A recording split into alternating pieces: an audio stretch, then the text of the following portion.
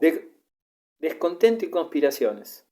Pedro consideraba el puerto de Azov como base para operaciones de mayor alcance contra los turcos.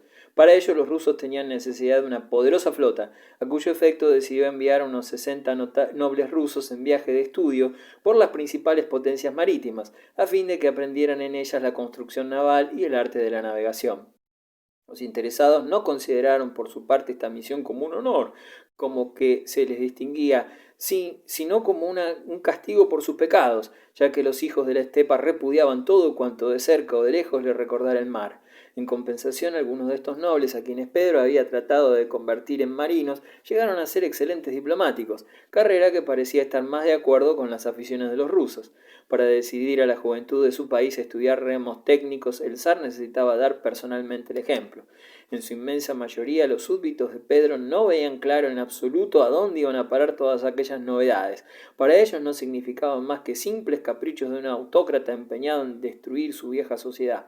La hostilidad hacia el joven zar se hizo aún más intensa cuando circuló el rumor de que pensaba marchar personalmente al extranjero, descontento que llegó a ser tan vivo que incitó a algunos oficiales cosacos y grupos de Streltsy a tramar una conjura para asesinar al zar. En el momento supremo, Pedro se enteró de la conspiración. La tarde del día fijado para el atentado, los conjurados trataron de animarse bebiendo vodka en un festín organizado por uno de los oficiales traidores. Con la natural sorpresa por su parte, el dueño de la casa, Pedro, en persona, entró de improviso con algunos partidarios fieles. El zar saludó a cada uno amistosamente, alegando que había visto luz encendida y que acudía a compartir el regocijo de los convidados. Acto seguido se sentó junto a ellos y vivió en abundancia. Pasado cierto tiempo, uno de los invitados cuchicheó al oído de su anfitrión. «Hermano, ha llegado el momento oportuno».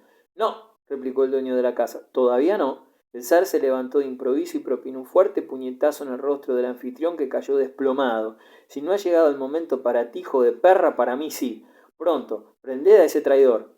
La guardia del zar solo esperaba esta señal para intervenir. Los conjurados encadenados fueron arrastrados a la plaza del Kremlin y decapitados. El zar asistió al horrible espectáculo con el rostro alterado por contracciones nerviosas.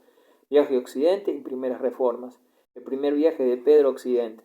En marzo de 1697, pocos días después de esta matanza, un largo cortejo de trineos abandonaba la capital en dirección a Occidente.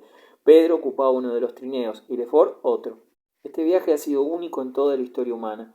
Nunca hasta entonces se había visto al soberano de un gran imperio abandonar el poder en manos ajenas por un tiempo tan prolongado e irse al extranjero a fin de trabajar allí personalmente en los astilleros e iniciarse en una cultura distinta por completo a la de su propio pueblo. Tamaña iniciativa solo puede explicarse por el irresistible atractivo que ejercían sobre él las cosas desconocidas.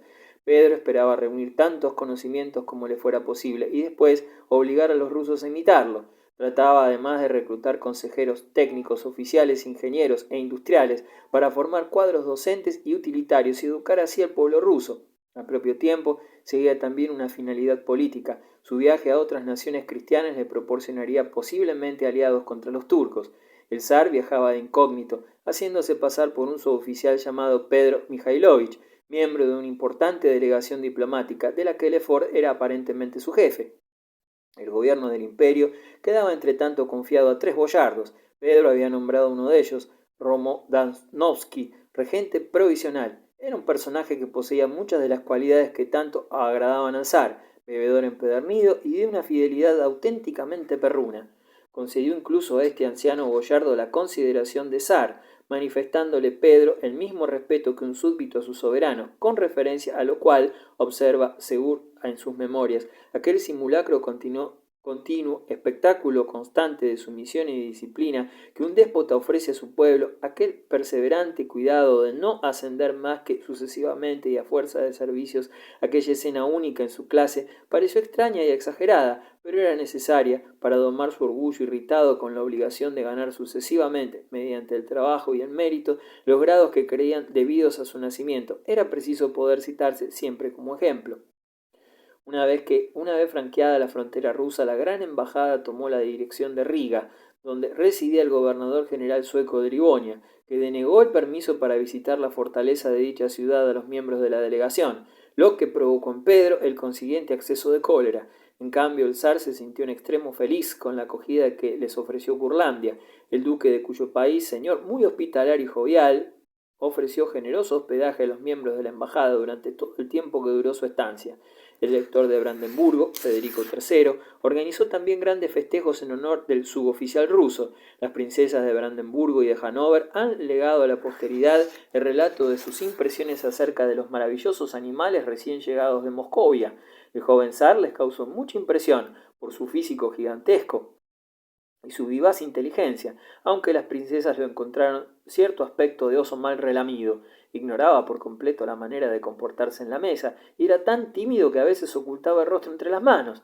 Después de haber visitado algunas regiones de Alemania, el zar Pedro abandonó su escolta y se encaminó a Holanda. Estudios en Holanda e Inglaterra. En Holanda el zar trabajó como carpintero en los astilleros navales de Zaandam, pero su identidad fue descubierta. Pedro abandonó entonces Zaandam y se dirigió a Ámsterdam, donde pudo trabajar con mayor tranquilidad.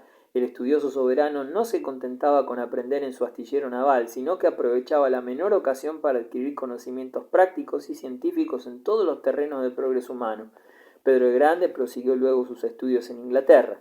3 días después de la llegada del zar, el rey Guillermo III acudió a visitar a su invitado en la amplia mansión londinense que había puesto a su disposición. Guillermo encontró al zar tendido en el lecho de una de las más reducidas habitaciones de la casa, donde se había instalado con varios criados. La atmósfera de la estancia era tan irrespirable que el rey de Inglaterra tuvo que abrir inmediatamente una ventana.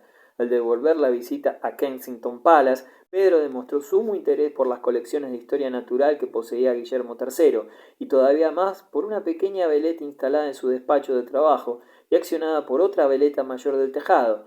En cambio, no se interesó en absoluto por las inestimables colecciones artísticas del palacio. Solo con los años llegaría Pedro a apreciar más las artes. Durante su segunda visita a las Provincias Unidas, en 1716-1717, concedería mucha atención a la pintura belga y holandesa, adquiriendo diversos cuadros de Rubens, Van Dyck, Rembrandt, Steen y otros pintores.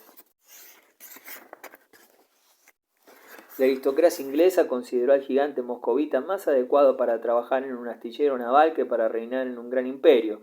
A lores y ladies les chocó extraordinariamente el ver que un soberano encontrara placer en pasear por los muelles vestido de marinero o de carpintero, bebiendo cerveza en las tabernas frecuentadas por los marinos y fumando su pipa holandesa. Pedro se instala en Deptford.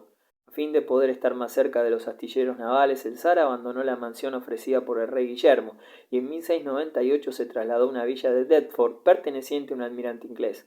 El propietario de la misma revela en su diario íntimo que, después que la abandonaron los rusos, la casa parecía haber servido de cuartel a una banda de mongoles.